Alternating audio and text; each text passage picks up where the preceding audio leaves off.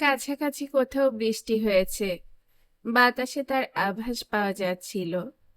সকাল থেকেই আকাশ কাদাটে মেঘ মেখে ঝিম ধরে বসে আছে। গাছের পাতাগুলো মুখ নিচু করে বাতাস পেলেই দুপাশে দুলছে। যে কোনো মুহূর্তেই বৃষ্টি নামবে, কিন্তু বৃষ্টির দেখা পাওয়া যাচ্ছিল না। ঈশ্বরপুকুর লেনের এই বস্তির সকালটা বেশ চুপচাপ। মাধবীলতা কয়েকদিন আগে বলেছিল, সারা বছর ধরে যদি এরকম থমথমে বৃষ্টি না ঝরা মেঘ চারিদিক ছায়া ঘনিয়ে থাকতো, তাহলে শান্তিতে কাটানো যেত। অনিমেষ অবাক হয়ে বলেছিল, তুমি রৌদ্র চাও না? না, মাথা নেড়েছিল মাধবীলতা। সে কি? রোদ উঠতেই এই বস্তির মানুষগুলো পাল্টে যায়। সারাক্ষণ চিৎকার, ঝগড়া, অশ্লীল কথার বন্যা বয়ে যায়। যত দিন যাচ্ছে তত লক্ষ্য করছি, ওসব বলার সময় কেউ মা, বোন, দিদির উপস্থিতি কেয়ার করে না। কিন্তু রোদ না উঠলে, আকাশে মেঘ থাকলে এদের চরিত্র বদলে যায়। তখন কেউ চেঁচামেচি, ঝগড়া করে না। মাধবীলতা বলেছিল, জানালার পাশে তক্তপোষে শুয়ে আকাশ দেখতে দেখতে মাধবীলতার কথাগুলো ভাবছিল অনিমেষ। কথাটা প্রায় সত্যি, অন্তত আজকের সকালে তো বটেই। এই সময় বস্তির কোথাও চিৎকার নেই, অথচ কাল রাত্রেও মনে হয়েছিল রক্ত গঙ্গা বয়ে যাবে। বস্তির ওদিকের ঘরগুলোতে ইলেকট্রিকের কানেকশন দেয় সুরেন মাইতি। প্রতি পয়েন্টের জন্য মাসে 30 টাকা নেয়।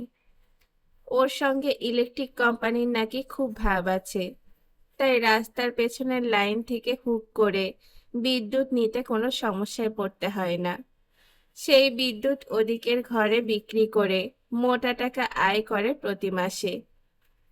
ঈশ্বরপুকুর লেনের বামফ্রন্টের অন্যতম নেতা হলেন সুরেন মাইতি। কথাবার্তা, চালচলন দেখে মনে হয় এই এলাকার মুখ্যমন্ত্রী। কখনো সখনো সুরেন মাইতি তার কাছে আসে, দরজায় দাঁড়িয়ে বলে, খুব খারাপ লাগে দাদা, আপনি এভাবে বসে গেলেন। সেদিন পার্টি অফিসে আপনার কথা বলছিলেন মিনিস্টার। ভুল রাজনীতি করে নিজের যে সর্বনাশ করেছিলেন, তা শুধরে নেওয়ার প্রস্তাব নাকি দেওয়া হয়েছিল, আপনি রাজি হননি। এখন বলুন, কি লাভ হলো তাতে? অনিমেষ গম্ভীর গলায় বলেছিল, ভাবতে হবে। ভাবুন।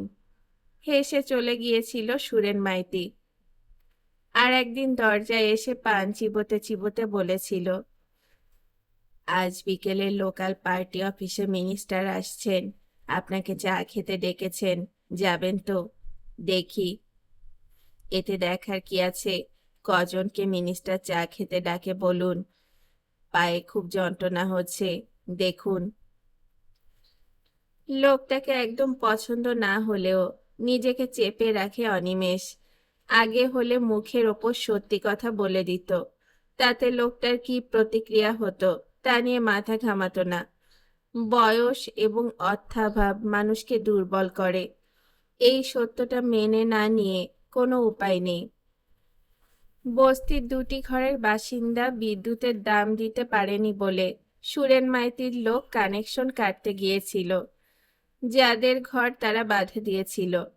লোকটা পার্টি অফিসে গিয়ে সুরেন মাইতিকে ব্যাপারটা জানায়। রাত 11টা নাগাদ 10 জনের দলটা বস্তিতে ঢোকে। বেছে বেছে তারা ওই 2টি ঘরের বাসিন্দাদের বাইরে টেনে বের করে বেধড়ক মারে। ঘরের ভেতর যা ছিল তার আস্ত রাখেনি। বস্তির অন্য বাসিন্দারা এগিয়ে গিয়েছিল, কিন্তু বাধা দিতে পারেনি। 4 জনের হাতে অস্ত্র ছিল। অবাধ্য হওয়ার জন্য শিক্ষা দিয়ে কয়েকটা বোমা ফাটিয়ে হাঁটতে হাঁটতে ওরা চলে গিয়েছিল রেল লাইনের দিকে। আর মিনিট 10-এর মধ্যে ছুটে এসেছিল সুরেন মাইতি সদলে। এসে নাটক করলো, চেঁচিয়ে ভৎসনা করলো ভিড় করে আসা জনতাকে।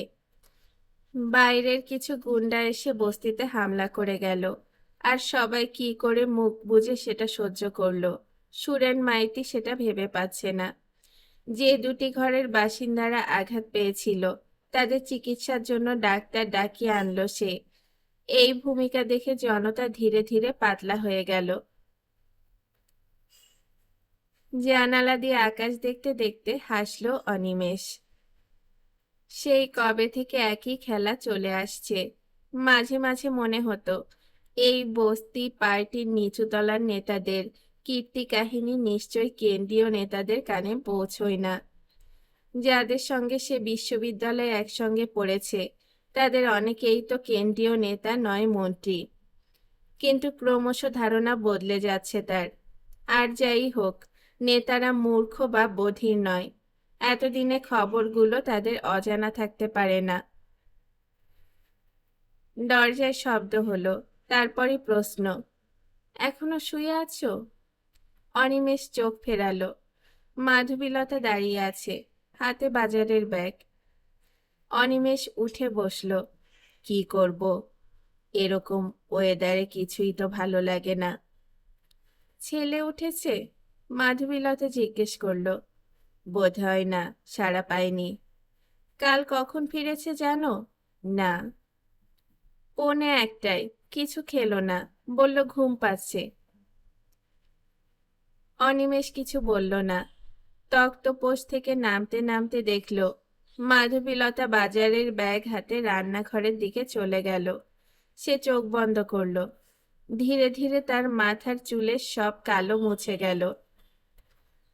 আজকাল দাড়ি কামাতেও ইচ্ছে হয় না, কিন্তু মাধবীলতার তাড়ায় একদিন অন্তর অন্তর কামাতে হয়।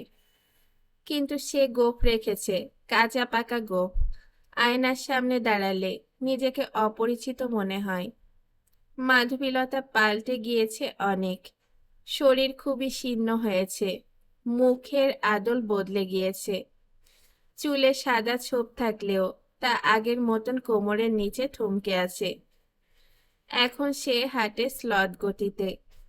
অনিমেষের সন্দেহ হয় মাধবীলতা পুরোপুরি সুস্থ নয়। ওকে অনেকবার ডাক্তারের কাছে নিয়ে যেতে চেয়েছে সে, কিন্তু মাধবীলতার এক কথা, আমার কিছু হয়নি, খামোকা ডাক্তারকে পয়সা দিতে যাব কেন? অথবা শরীর থাকলেই অসুখ থাকবে। যে অসুখ ঘুমিয়ে আছে, কোনো ঝামেলা করছে না, খুঁচিয়ে তাকে জাগাবার কোনো মানে আছে? অনিমেষ ক্রাচ বগলে নিয়ে ব্রাশে পেস্ট লাগিয়ে চিলতে উঠোনে নামলো। এই বস্তির সেরা এলাকা এটা। প্রথমে বারোয়ারি বাড়ির ছোট্ট ঘরে ছিল ওরা। তা থেকে একসময় সরে এই বাড়িতে থাকছে কয়েক বছর আগে থেকে। দুটো ঘর, এক চিলতে উঠোন, রান্নাঘর আলাদা, কল পায়খানাও আলাদা। বস্তির মালিকের বদন্যতায় অনেক কম ভাড়ায় পেয়েছে অর্ক। ফলে অন্যদের সঙ্গে একটা ব্যবধান তৈরি হয়েছে, একটু আড়াল, যার কারণে স্বাচ্ছন্দ্যে থাকা যায়। কলের জলে মুখ ধুয়ে প্রাকৃতিক কাজ শেষে সে ছেলের ঘরের সামনে দাঁড়ালো। দরজা ভেতর থেকে বন্ধ। রান্নাঘর থেকে মাধবীলতার গলা ভেসে এলো, ওকে ডেকো না। কটা বাজে এখন? অনিমেষ জিজ্ঞেস করলো। যাই বাজুক, সারাদিন পরিশ্রম করে অত রাত্রে এসেছে, ঘুমোতে দাও। চা করবে নাকি? একটু দেরি হবে। তাহলে আমি কালীবাবুর দোকান থেকে ঘুরে আসি। যাও, কিন্তু কোনো মন্তব্য করো না। কিসের মন্তব্য? কাল রাতে সুরেন মাইতিরা যা করেছে তা নিয়ে নিশ্চয়ই ওখানে কথা হয়েছে। সেসব কথার মধ্যে তোমার যাওয়ার দরকার নেই, মাধবীলতা বলল। অনিমেষ হাসল। মত প্রকাশের স্বাধীনতা হরণ করছো? আশ্চর্য, আমি কিছুই করি না। কোনোদিন কিছু করেছি? ওখানে 5 জনের সামনে যা বলবে তাই রিলে তো হবেই। তার সঙ্গে অনেক রং মিশে নানান জায়গায় পৌঁছে যাবে। তাই তোমাকে সাবধান করলাম। স্বাধীনতা হরণ করার আমি কে? মাধবীলতার গলায় বিরক্তি স্পষ্ট। ঘর থেকে 5টা টাকা নিয়ে উঠোনের খোলা দরজা দিয়ে গলিতে পা বাড়ালো অনিমেষ। দুধারে একতলা টিনের চালাওয়ালা বাড়ি, উনুনের ধোয়া, বাচ্চাদের বসে থাকার মধ্যে দিয়ে বস্তির সামনে চলে এলো অনিমেষ। কালীবাবুর চায়ের দোকানে এখন একদম ভিড় নেই। এরকম তো হওয়ার কথা নয়। রোজ সকাল 10টা পর্যন্ত ভিড় উপচে পড়ে, খবরের কাগজ পড়া নিয়ে কাড়াকাড়ি হয়।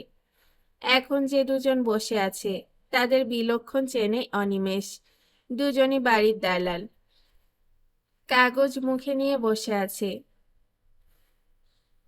বেঞ্চিতে বসে অনিমেষ জিজ্ঞাসা করল, আজ খদ্দেরদের দেখা নেই কেন?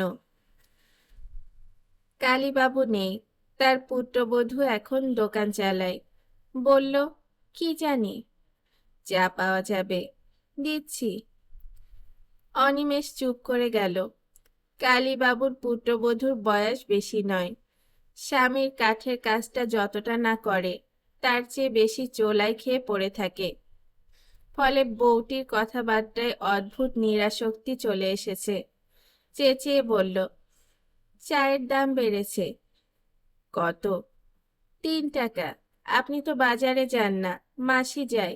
মাসিকে জিজ্ঞাসা করলে জানবেন জিনিসপত্রের দাম কিরকম বেড়ে গেছে। আমি তো চায়ের সঙ্গে চামড়ার গুঁড়ো মেশাতে পারবো না। নিন। 1 গ্লাস চা এগিয়ে ধরল বউটা। উঠে গিয়ে সেটা নিতেই একজন দালাল কাগজ এগিয়ে ধরল। পড়বেন? অনিমেষ মাথা নাড়ল। না। সে কি? কি হবে পড়ে? সেই একই খবর, খুন, জখম, রাহাজানি আর মিথ্যে কথার ফুলঝুরি। 7 দিন আগের কাগজকে তারিখ বদলে আজকের বলে চালালে কোনো তফাৎ পাবো না। চায়ে চুমুক দিল অনিমেষ। চিনি কম। চাইতে গিয়েও থমকে গেল সে। বাড়িতে চা বানালে মাধবীলতা এর চেয়ে কম চিনি দেয়। বলে চায়ের চিনি রক্তে জমুক, তা নিশ্চয়ই চাও না। চায়ে চুমুক দিতে দিতে নিজের মনেই হাসল অনিমেষ। 60 পেরিয়ে গেলেও শুধু পা ছাড়া এই শরীরের আর কোথাও রোগ ঢুকেছে বলে মনে হয় না। বাবা বা দাদুর রক্তে সুগার ছিল বলে ছোটবেলায় সে শোনেনি। ওটা উত্তরাধিকার সূত্রে আসে অথবা টেনশনের কারণে তৈরি হয়। এখন সে যে জীবন যাপন করে তাতে টেনশনের কণা মাত্র নেই। তবে খবরের কাগজ পড়লে মন খারাপ হয়ে যায়, একটু আধটু রাগও হয়, কিন্তু সেটাকে নিশ্চয়ই টেনশন বলে না। দুটো ছেলে চায়ের দোকানের সামনে এসে দাঁড়ালো। একজন কালীবাবুর পুত্রবধূকে বলল, জলদি দুটো চা ছাড়ো। 5টা টাকা বের করো, দিচ্ছি। কাল থেকে 6 নেব। দ্বিতীয়জন হাসল। পাগল নাকি? পুত্রবধূ বলল, মানে? বেলগাছিয়াতে কেউ আমাদের কাছে চায়ের দাম নেয় না। যারা নেয় না তাদের কাছে যাও। আমার দোকানে সুরেন্দা পর্যন্ত চা কিনে খায়। সুরেন্দা চা কিনে খায়? হি হি করে হাসল প্রথমজন। আমাদের চমকিও বৌদি। পুত্রবধূ এতক্ষণ বসেছিল, এবার উঠে দাঁড়ালো। আমি চমকাচ্ছি? ডাকবো সুরেন্দাকে? সঙ্গে সঙ্গে চুপসে গেল ছেলে দুটো। প্রথমজন দ্বিতীয়জনকে বলল, ফোট। দ্বিতীয়জন বলল, না, বৌদির হাতে চা খেয়ে যাব। পকেট থেকে খুচরো বের করে গুনে গুনে সামনের পাটাতনে রাখল, দিন বৌদি। অনিমেষ ওদের দেখছিল কি দ্রুত নিজেদের বদলে ফেলতে পারে। চায়ের গ্লাস নিয়ে ওরা খানিকটা দূরে সরে যেতেই সে কালীবাবুর পুত্রবধূকে বলল, তোমার বেশ সাহস আছে। সাহস না থাকলে এই কাকগুলো ঠুকরে ঠুকরে শেষ করে দেবে কাকা। বৌটি বলল, কাকা? আজকাল কাকা ডাক বেশ ভালো লাগে। বেশিরভাগ সময় দাদু না হয় জেঠু শুনতে হয়, তার তুলনায় কাকা শুনলে নিজেকে কম বয়সী বলে মনে হয়। এই সময় মহেন্দ্র ঘটককে দেখা গেল। এক সময় অভিজাত পরিবার বলে এই পাড়ার লোক তার উপরে খুব সম্মান করত। এখন সাত সকালেও আদ্যির পাঞ্জাবি আর ধুতি পরে বের হন। হাতে দামি লাঠি থাকে। ওর বাবা তো বটেই, উনিও এককালে কংগ্রেসে ছিলেন। ইন্দিরা গান্ধীর মৃত্যুর পর রাজনীতি ছেড়ে দিলেও মুখ খুললেই ইতিহাস বলেন। সেই সঙ্গে খিস্তি খেওয়াড় করতে দ্বিধা করেন না। দোকানের সামনে এসে একবার তাকিয়ে জিজ্ঞাসা করলেন, এই যে অনিমেষ বাবু, কাল রাতে নাকি সুরেনের লোক দাঁত উপড়ে দিয়ে গেছে। অনিমেষ মাথা নাড়ল। যখন সবাই জানেন তখন প্রশ্ন করছেন কেন? কনফার্ম করার জন্য প্রশ্ন করছি। আপনার গায়ে বিছুটি লাগছে কেন? কালীবাবুর পুত্রবধূ গলা তুলল, দাদু, আমার দোকানের সামনে দাঁড়িয়ে এসব বলবেন না। কেন? এই রাস্তাটা তোমার কাকার নাকি? শোনো হে, তোমার শ্বশুর মশাই, আমাদের কালীপ্রসাদ, জীবনে কখনো আমাকে না বলেনি এসেছিলাম ভালো করতে। হ্যাঁ, এই জন্য বলে কখনো কারুর ভালো করো না। লাঠির ওপর ভর দিয়ে বৃদ্ধ মহেন্দ্র ঘটক চলে গেলেন ট্রাম রাস্তার দিকে। বাড়ির দালালদের একজন মন্তব্য করল, আজ কি হলো, বুড়োর মুখে খিস্তি শুনলাম না। চায়ের দাম দিয়ে গ্লাস নিয়ে উঠে দাঁড়ালো অনিমেষ। ঠিক তখনই বস্তিতে ঢুকতে গিয়ে সাইকেল থেকে নেমে পড়ল খবরের কাগজের হকার শ্যামল। এগিয়ে এসে বলল, জেঠু, আপনার একটা চিঠি ভুল করে আমাদের ঘরে দিয়ে গেছে, একটু দাঁড়ান, নিয়ে আসছি। মিনিট তিনেকের মধ্যে শ্যামল খামটা নিয়ে এসে অনিমেষের হাতে দিল। কবে পেয়েছিলে এটা? খামটা দেখতে দেখতে প্রশ্ন করল অনিমেষ। গতকাল রাত্রে চিঠির বাক্সে পড়ে থাকতে দেখেছিলাম। আমাদের ওদিকের বস্তিতে তো একটাই চিঠির বাক্স, ভুল করে ওখানেই ফেলে দিয়ে গেছে পিয়ন। রাত হয়ে গিয়েছিল বলে আপনাকে আর বিরক্ত করিনি। শ্যামল দেরির কারণ ব্যাখ্যা করল। ধন্যবাদ ভাই, অন্য কেউ হলে হয়তো এটা পাওয়াই যেত না। অনিমেষ হাসলে শ্যামল আবার বস্তির ভেতরে ঢুকে গেল। খামটা দেখল অনিমেষ, তার নাম ঠিকানা লেখা, গোটা গোটা অক্ষরে, বুঝতে অসুবিধে হচ্ছে না, মহিলার হাতের লেখা। পোস্ট অফিসের স্ট্যাম্প দেখতে গিয়ে হতাশ হলো। কলকাতারটা স্পষ্ট, কিন্তু অন্য স্ট্যাম্প একদম ঝাপসা, কোথায় পোস্ট হয়েছে বোঝা যাচ্ছে না। খাম ছিঁড়ে চিঠি বের করে রাস্তায় দাঁড়িয়ে পড়তে বাঁধল অনিমেষের। ওটা আপাতত পকেটে ঢুকিয়ে রাখল। কিন্তু কে তাকে চিঠি দিল সে মনে করতে পারছিল না। শেষবার কবে তার নামে চিঠি এসেছে?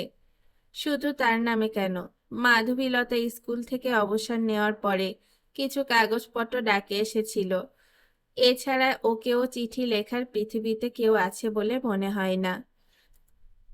আর অর্ক, ওর পকেটের মোবাইল কথা বলা এবং চিঠি লেখার দুটো কাজই করে দেয়। খাম পোস্ট কার্ডের দরকার পড়ে না। বাড়ির দিকে এগোচ্ছিল অনিমেষ। পেছন থেকে একটি ছেলে জেঠু জেঠু বলে ডাকতে ডাকতে ছুটে এলো। অনিমেষ ঘুরে দাঁড়ালে ছেলেটি বলল, আপনাকে একটু দাঁড়াতে বলল। কে? সুরেনদা। অনিমেষ মুখ তুলে তাকাতেই দূরে দাঁড়ানো সুরেন মাইতিকে দেখতে পেল। তিনজন লোকের সঙ্গে কথা বলছে। সে তাকালে হাত নেড়ে থামতে বলল। কথা শেষ করে এগিয়ে এলো সুরেন মাইতি। গুড মর্নিং, চা খেতে এসেছিলেন? হ্যাঁ। কাল রাতের ঘটনা শুনেছেন? হ্যাঁ। কি শুনেছেন? থামলো সুরেন মাইতি। ওপাশের দুটো ঘরে ভাঙচুর হয়েছিল, এইটুকু। তাহলে এর বেশি কিছু শোনেননি? কিন্তু আমি শুনেছি আমি নাকি ইলেকট্রিকের ভাড়া না পেয়ে ক্যাডার দিয়ে ওদের ঘরে হামলা করেছি, ওদের মেরেছি। আমি একটা কথা বুঝতে পারি না, এরা আমাকে কি ভাবে? আমি কি উজবুক যে ডালে বসে আছি সেই ডাল কাটবো? যাদের সঙ্গে থাকি, যাদের ভোটে আমার দল পাওয়ারে আছে, তাদেরই ঘর ভাঙবো? আরে মুখের ওপরে কিছু বলবে না, কিন্তু ব্যালটে যখন ছাপ মারবে তখন তো আমি সামনে থাকবো না। দুজনের ঘর ভাঙলে 2000 ভোট আমার বিরুদ্ধে যাবে। জেনে শুনে এই বোকামিটা আমি করব? বলুন। সুরেন মাইতি জিজ্ঞাসা করল, করা উচিত নয়? 100 বার। খবর পেয়েই পার্টির মিটিং ছেড়ে আমি দৌড়ে এসেছিলাম। আমি যদি ওটা করতাম তাহলে আমি কি আসতাম? আপনিই বলুন। আপনার কথায় যুক্তি আছে। অনিমেষ ফিরে যাওয়ার জন্য পাশ ফিরতেই সুরেন মাইতি বলল, এখন কথা হচ্ছে, হামলা যখন হয়েছে তখন কারা সেটা করলো? একটু অবাক হলো অনিমেষ। সে কিছু বলতে গিয়েও থেমে গেল। সুরেন মাইতি মাথা নাড়লেন। কাল রাত থেকে চেষ্টা করছি কারা কাজটা করলো তা জানতে। আজ একটু আগে খবরটা পেলাম। কি খবর? হরিনাথ আর খিরিশ, ওই দুঘরে যারা থাকে, রোজ মালগাড়ির টানা মাল ক্যারি করে পৌঁছে দিত আড়তে। তার জন্য দুজনে পার ট্রিপ 200 টাকা পেত।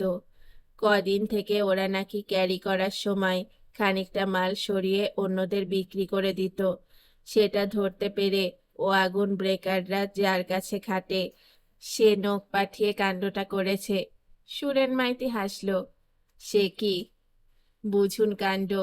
এলাকায় যাদের ভালো করি তারা বাইরে গিয়ে এই কাণ্ড করছে তা বুঝবো কি করে? কাল যে এখানে খুন হয়ে যায়নি তাই ওদের ভাগ্য। সুরেন মাইতি বলল, আমি কারুর ব্যক্তিগত ব্যাপারে নাক গলাতে চাইনি। কার মেয়ে আয়ার কাজ করতে যাওয়ার নাম করে শরীর বেচে পয়সা কামাচ্ছে, তাতে আমার কি? যতক্ষণ না সেই সমস্যা এলাকায় টেনে আছে ততক্ষণ আমার মুখ বন্ধ থাকবে, ঠিক কি না? সুরেন মাইতি জিজ্ঞাসা করল। মাথা নাড়ল অনিমেষ। তার আর ওখানে দাঁড়াতে ইচ্ছে করছিল না। সে বুঝতে পারছিল লোকটা সামনে মিথ্যে বলে যাচ্ছে, কিন্তু সেটা বললে বোকামি করা হবে। এতদিনে অনেক দেখার পরে এই সত্যিটাকে মানতে বাধ্য হচ্ছে সে। দূরে গাড়ির আওয়াজ হতে সুরেন মাইতি বলল, এসে গেছে। কে? পুলিশ। আমি খবরটা দিয়েছি। যারা মার খেয়েছে তারা থানায় যায়নি কেন? আমি পুলিশকে বলেছি এসে তদন্ত করতে। সুরেন মাইতির কথা শেষ হতেই গাড়িটা এসে দাঁড়ালো। আজকাল পুলিশের গাড়ি দূর থেকে দেখলে চেনা যায় না। সেই জিপগুলোকে বোধহয় আর ব্যবহার করা হয় না। একটা অত্যাধুনিক গাড়ি থেকে নেমে এলেন যে ভদ্রলোক। তার পরনে পুলিশের ইউনিফর্ম নেই। হাত জোর করে বললেন, সুপ্রভাত সুরেন বাবু। ঘটনাটা কোথায় ঘটেছিল? ওই ওপাশের বস্তির ভেতর। হরিনাথ এবং খিরিশকে কখন পাওয়া যাবে? হ্যাঁ, মনে হয় ওরা ঘরেই আছে। সুরেন মাইতি অনিমেষকে দেখালো, চেনেন? মাথা নাড়লেন দুপাশের ভদ্রলোক। সুরেন মাইতি বললেন, ইনি অনিমেষ মিত্র, এককালে বিখ্যাত নকশাল নেতা ছিলেন। আমাদের মন্ত্রীদের অনেকেই ওর বন্ধু ছিলেন আগে। দাদা, উনি থানার বড়বাবু। নকশাল? এখনো করেন ওসব নাকি? ওই আন্দোলন এখনো আছে নাকি? অনিমেষ জিজ্ঞেস না করে পারল না। চেহারা বদলেছে, রং পাল্টেছে, এখন ওরা মাওবাদী হয়েছে। আমি ঠিক জানি না। আপনার পূর্বসূরীরা এই পাকে অকেজো করে দেওয়ার পরে ওইসব নিয়ে ভাবার আগ্রহ চলে গেছে। অনিমেষ বলল। সুরেন মাইতি বললেন, দাদাকে তো ছোট্টবেলা থেকে দেখছি রাজনীতি থেকে 7 হাত দূরে থাকতেন। এলাকার বাইরে খুব কম যান। এক সময় তো আমাদের পার্টিতে ছিলেন, তাই কতবার বলেছি পার্টি অফিসে আসুন, আসেননি। মন্ত্রী খবর দিলেও যান না। থাকগে, চলুন স্যার, আপনাকে ঘটনাস্থলে নিয়ে যাচ্ছি। ওরা এগিয়ে গেলে অনিমেষ দেখল একটু একটু করে মানুষ বেরিয়ে আসছে বস্তির ভেতর থেকে, কিন্তু কারো মুখে কথা নেই। ওরা ওপাশের গলিতে ঢুকতেই ভিড় পেছন পেছন চলল। সুরেন মাইতি বুদ্ধিমান লোক। নিজের মুখোশটাকে মুখ প্রমাণ করতে থানার বড়বাবুকে ডেকে নিয়ে এসেছে। বড়বাবু নিশ্চয়ই খুব জেরা করবেন হরিনাথ আর খিরিশকে। চোরাই মালের ক্যারিয়ার হওয়ার জন্য তাকে খুব ধমকাবেন। হয়তো এও বলবেন সুরেন মাইতির অনুরোধে এবারে ছেড়ে দিচ্ছেন ওদের। কাজটা যে ওয়াগন ব্রেকাররা করিয়েছে তার বিন্দুমাত্র সন্দেহ নেই। এইসব বলে যখন চলে যাবেন তখন গোটা বস্তির লোক সুরেন মাইতির প্রশংসায় পঞ্চমুখ হবে। কাকা, ব্যাপারটা কিছু বুঝলেন? অনিমেষ তাকালো। ছেলেটির নাম বিশ্বজিৎ। বিএ পাশ করে টিউশনি করে সারাদিন। সন্ধ্যায় কংগ্রেসের পার্টি অফিসে গিয়ে বসে। মাঝে মাঝে আসে তার কাছে। গান্ধী এবং মার্কাসের মধ্যে তুলনা করে কথা বলে। বেশ সিরিয়াস ধরনের ছেলে। এখন আর আমি কিছু বুঝতে চাই না বিশ্বজিৎ। হাসলো অনিমেষ। এটা কি বলছেন? আপনি অসুস্থ হয়ে বিছানায় শুয়ে নেই। ভারতীয় নাগরিক হিসেবে আপনারও তো ভূমিকা আছে। অনিমেষ জবাব দিল না। এখনো রোদ ওঠেনি। সে আকাশের দিকে তাকালো। জানি আপনি ভোট দেন না। গত লোকসভা নির্বাচনে 54% ভোট পড়েছিল। তার মানে হলো 46% ভোট পড়েনি। অঙ্কটা বিশাল। কিন্তু ওই ভোট না দেওয়া মানুষগুলোও ভারতের নাগরিক। বিশ্বজিৎ গম্ভীর গলায় বলল, তুমি কি বলতে চাইছো? সুরেন মাইতি একজন চুনোপুঁটি নেতা, কিন্তু দেখুন তার কাছেও পুলিশ কিরকম বিক্রি হয়ে গেল। ও যা ভাববে পুলিশ তাই বলবে। তোমার মতো তো সবাই দেখছে ভাবছে, তাহলে বাম বিরোধীরা ভোট পায় না কেন? সত্যি কথা বলবো। অনিমেষ তাকালো। বিরোধী দলকে কেউ বিশ্বাস করে না। আমাদের একজন নেতা নেই যার উপরে মানুষ আস্থা রাখতে পারে। থাকলে ওই 46% মানুষের অর্ধেক ভোট বাক্সে পড়ত। ধুয়ে মুছে সাফ হয়ে যেত শাসকরা। আচ্ছা চলি। বিশ্বজিৎ যেভাবে এসেছিল সেভাবেই চলে গেল। ধীরে ধীরে বাড়িতে ফিরে এলো অনিমেষ। উঠোনে পা রাখতেই দেখলো অর্ক বাইরে যাওয়ার জন্য পোশাকে বেরিয়ে আসছে ওর ঘর থেকে। বেরোচ্ছিস নাকি? অনিমেষ জিজ্ঞাসা করলো। হ্যাঁ, অর্ক বলল। একটু দেরি হয়ে গেছে। ওপাশ থেকে মাধবীলতা জিজ্ঞেস করলো, কখন ফিরবি? দুপুরে একবার ঘুরে যাব। অর্ক উঠোনের দরজার দিকে এগিয়ে গেল। ওপাশের বস্তিতে সুরেন মাইতি থানার বড়বাবুকে নিয়ে ঢুকেছে, ওদিকে যাস না। অনিমেষ কথাগুলো বললে অর্ক কাঁধ নাচিয়ে বেরিয়ে গেল। বারান্দার চেয়ারে বসলো অনিমেষ। একদম বদলে গিয়েছে ছেলেটা। এই বস্তির কারুর সঙ্গে মেলে না। কথা বলে যতটা সম্ভব, না বললে চলে না ততটাই। চা খেয়েছো? মাধবীলতার গলা ভেসে এলো রান্নাঘর থেকে। হ্যাঁ, কাল থেকে চায়ের দাম বাড়ছে। অনিমেষ বলল। অনেক আগেই বাড়ানো উচিত ছিল। বাজারে গেলে বুঝতে পারতে জিনিসপত্রের দাম কোথায় পৌঁছেছে। আমাদের না হয় ছেলের রোজগার আছে, স্কুল থেকে পাওয়া টাকার ইন্টারেস্ট আছে, কিন্তু ভেবে দেখো যাদের মাসিক রোজগার 5-6 হাজার, তারা কি করে সংসার চালাচ্ছে? বলতে বলতে গরম রুটি আর আলু পেঁয়াজের চচ্চড়ি প্লেটে নিয়ে বেরিয়ে এলো মাধবীলতা। নাও। অনিমেষ প্লেটটা ধরে বলল, তোমারটা। কাল থেকে ঢেকুর উঠছে, আমি মুড়ি জল খাবো। আমাকেও তাই দিতে পারতে। এসব করার দরকার ছিল না। মাধবীলতা হেসে ফেলল। বাব্বা, এত প্রেম! তাহলে তুমিও ঢেকুর তোলো শুনি। বললেই ঢেকুর তোলা যায় নাকি? এত করে বলছি, চলো ডাক্তারের কাছে যাই। প্লিজ, আর উপদেশ দিও না। তোমার মুড়ি জল নিয়ে এসো এখানে। মাধবীলতা তাকালো, তারপর চলে গেল রান্নাঘরে। অনিমেষ অপেক্ষা করছিল। ওকে এক বাটি মুড়ি জল ডুবিয়ে আনতে দেখে রুটিতে হাত দিল। পাশের চেয়ারে বসে চামচে মুড়ি তুলে নিয়ে মাধবীলতা বলল, এটা খেতে তো আমার ভালোই লাগে। খবরের কাগজ দেয়নি? অনিমেষ জিজ্ঞাসা করল। দিয়েছিল, অর্ক ঘরে রেখে গেছে। আনবো?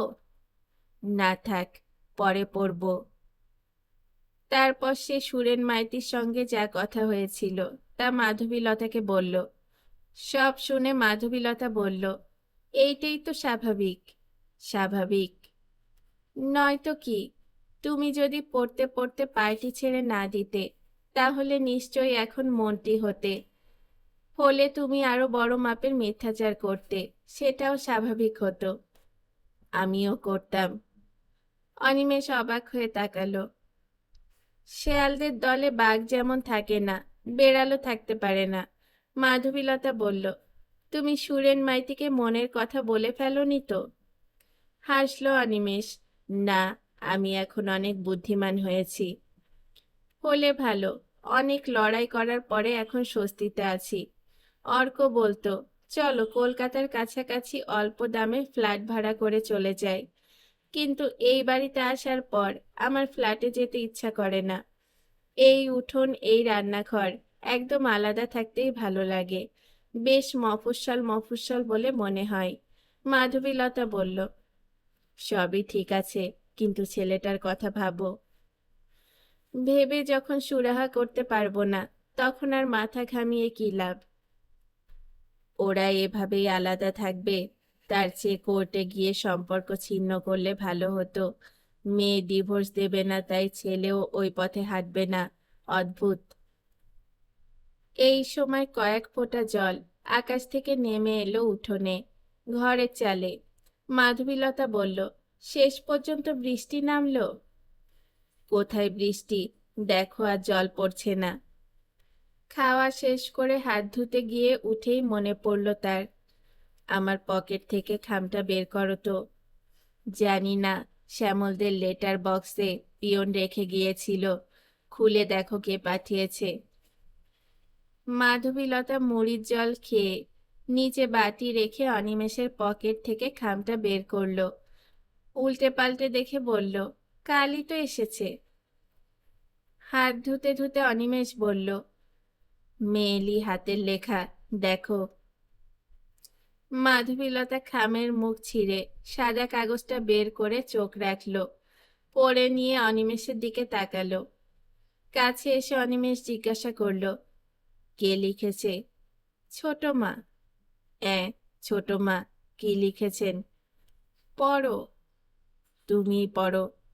মাধবীলতা পড়ল, স্নেহের অনিমেষ, স্নেহের মাধবীলতা, দীর্ঘকাল তোমাদের সঙ্গে যোগাযোগ নেই। বড় দিদির কাজের সময় তোমরা এসেছিলে। ফিরে গিয়ে পৌঁছানোর সংবাদ দেওয়ার পরে আর কোনো চিঠি লেখনি। এতকাল এই বাড়ি ভূতের মতো আগলে রেখেছিলাম। ধীরে ধীরে বাড়িটির অবস্থা খারাপ হচ্ছে। আমার অবস্থাও করুন। লোকজন এসে ক্রমাগত চাপ দিচ্ছে এই বাড়ি বিক্রি করে দেওয়ার জন্য। জানি না এই চিঠি তোমরা পাবে কিনা। যদি পাও তাহলে একবার এখানে আসতে পারবে? তোমরা এবং অর্ক আমার আশীর্বাদ যেন। ইতি ছোট মা।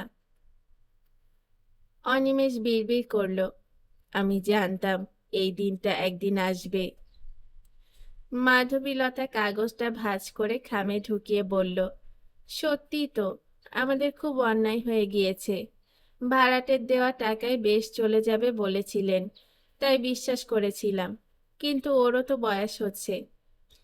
অনিমেষ বলল, দাদু এবং পিসিমা চলে যাওয়ার পর ওই বাড়ির কথা আর ভাবিনি, টানও চলে গিয়েছিল। তাছাড়া আমরা গিয়েই বা কি করতে পারি? যেতে লিখেছেন। মাধবীলতা থেমে গেল। লিখে দাও উনি যেন বাড়িটা বিক্রি করে দেন, আমাদের আপত্তি নেই। সেটা চাইলে তো নিজেই করতে পারেন, আমাদের চিঠি লিখবেন কেন? কিন্তু আমরা ওখানে গিয়ে কি করব? হয়তো কিছুই করব না, কিন্তু একদিন যোগাযোগ না রেখে যে অন্যায় করেছি তার প্রায়শ্চিত্ত কিছুটা হলেও হবে। মাধবীলতা উঠল, আমার মনে হয় তোমার যাওয়া উচিত। যদি টিকিট পাও তাহলে আজই চলে যাও। আমি একা? তুমি তো একাই স্বর্গছেড়া থেকে কলকাতায় এসেছিলে। তখন আমি তরুণ, আর এখন? তুমি যাবে না কেন? আমি গেলে ছেলের কি হবে? ওর খাওয়া দাওয়া? আশ্চর্য, একটা মাঝবয়সী ছেলের জন্য তোমাকে থেকে যেতে হবে? না, তুমি সঙ্গে না গেলে আমি যাব না। অনিমেষ মাথা নাড়ল। এই সময় ভেতরের ঘরে মোবাইল বেজে উঠল। মাধবীলতা দ্রুত ঘরে ঢুকে সেটাকে তুলে নিয়ে অন করল। হ্যালো, বলো। দুপুরে আসতে পারবি না? কেন? ও, ঠিক আছে। আর হ্যাঁ, তুই দুটো ট্রেনের টিকিট কেটে আনতে পারবি? জলপাইগুড়ির। সঙ্গে টাকা আছে? জোগাড় করে নে, কাল দিয়ে দিবি। হ্যাঁ, কালকের টিকিট। রাখছি। বাইরে বেরিয়ে মাধবীলতা বলল, ছেলে ফোন করেছিল। তোমার কথায় সেটা বুঝলাম, কিন্তু তুমি কালই টিকিট কাটতে বললে কেন? ওই চিঠি পড়ে আর দেরি করার কোনো যুক্তি আছে? যাওয়ার আগে তো কিছু কাজ থাকে। অর্ক আসুক, ওর সঙ্গে কথা বলা দরকার। টাকা পয়সারও তো ব্যাপার আছে। অনিমেষ বলল, তোমাকে ওসব নিয়ে ভাবতে হবে না। মেঝে থেকে প্লেট বাটি তুলে রান্নাঘরের দিকে এগিয়ে গেল মাধবীলতা। এই সময় উঠোনের দরজায় শব্দ হলো। বাসনগুলো নামিয়ে রেখে মাধবীলতা জিজ্ঞাসা করল, কে? ভেতরে এসো। মেয়েটি ভেতরে ঢুকে দরজা বন্ধ করে উঠোনে কয়েক পা এগোলো। মাসিমা, আর পারছি না, মনে হচ্ছে আত্মহত্যা করি। ঠোঁট কামড়ালো মেয়েটি। আবার কি হলো? মাধবীলতা সোজা হয়ে দাঁড়িয়ে। আমাকে শেষ না করে ও ছাড়বে না। তোকে এর আগেও বলেছি সুজাতা, থানায় যা, ওর বিরুদ্ধে ডায়েরি কর। গিয়েছিলাম, ডায়েরি নেয়নি। মেয়েটি কেঁদে ফেলল। কেন? আমরা স্বামী স্ত্রী নয় শুনে এমন হাসাহাসি করলো যে পালিয়ে এসেছিলাম। ব্যঙ্গ করছিল। যার সঙ্গে ঘর ছেড়েছ, এখন সেই তোমার শত্রু হয়ে গেল। জিজ্ঞাসা করলো, কি করো তুমি? বললাম কারখানায় কাজ করি। বিশ্বাসই করলো না। সুজাতা বলল, আমি কি করব? এখন ও কি চাইছে? রোজ সন্ধ্যায় আমার ঘরে এসে মদ গিলবে আর সমানে খিস্তি করে যাবে। কিছু বললেই চেঁচাবে। তারপর জোর করে 10 টাকা নিয়ে চলে যাবে। ওর পকেটে অনেক টাকা থাকলেও 10 টাকা ওর চাই। আমি কারখানা থেকে রোজ 7 টাকা পাই। তাতে ঘর ভাড়া দিয়ে খেতেই সব ফুরিয়ে যায়। তার ওপরে এই অত্যাচার সহ্য করতে পারছি না। সুজাতা কথা শেষ করতেই অনিমেষ জিজ্ঞাসা করল, আজ কাজে যাওনি?